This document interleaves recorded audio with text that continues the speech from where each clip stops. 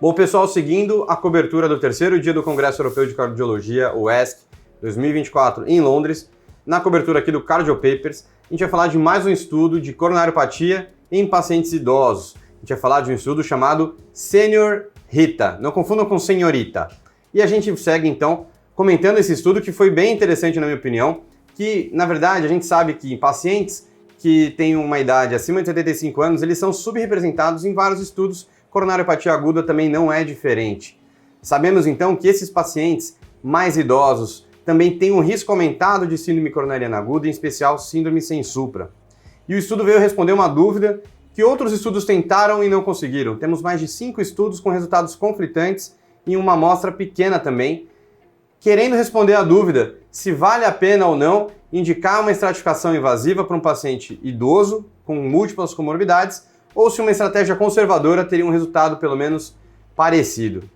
Para isso, foi desenhado o Senior HITA, que acabou avaliando então pacientes idosos acima de 75 anos com diagnóstico de infarto do tipo 1, internados com diagnóstico de infarto sem supra, foram excluídos angina instável e infarto com supra.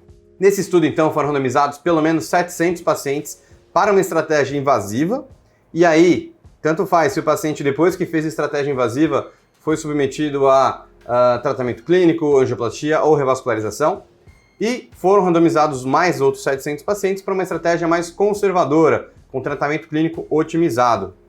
E o resultado, então, foi avaliar o desfecho primário composto de morte e infarto não fatal.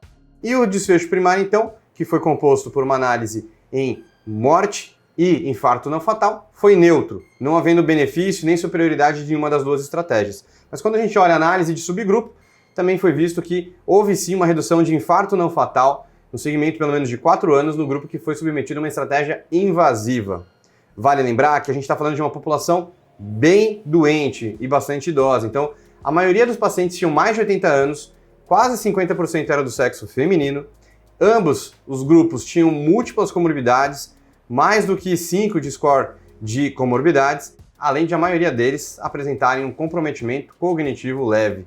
Então a gente está falando de pacientes de vida real, pacientes com múltiplas comorbidades, doentes, e maioria deles, mais de 80% deles, com diagnóstico, pelo menos fechando critérios para fragilidade ou um idoso pré-frágil. Então a gente está falando de uma população realmente bastante doente.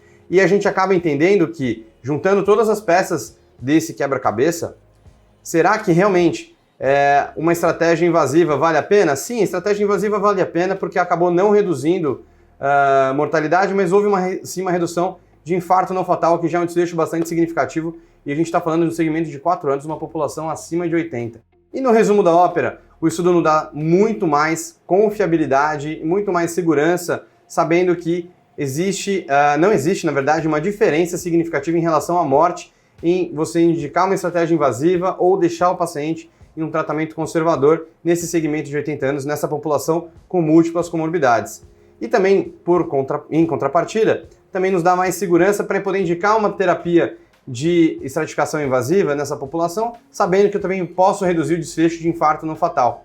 Moral da história, a gente consegue individualizar com muito mais tranquilidade, muito mais segurança, a partir desse estudo, juntando com os dados dos demais estudos que a gente já citou previamente. E vocês, estão curtindo a cobertura do nosso terceiro dia? Não percam o resumão do terceiro dia, que já saiu aqui na nossa página do Cardio Papers.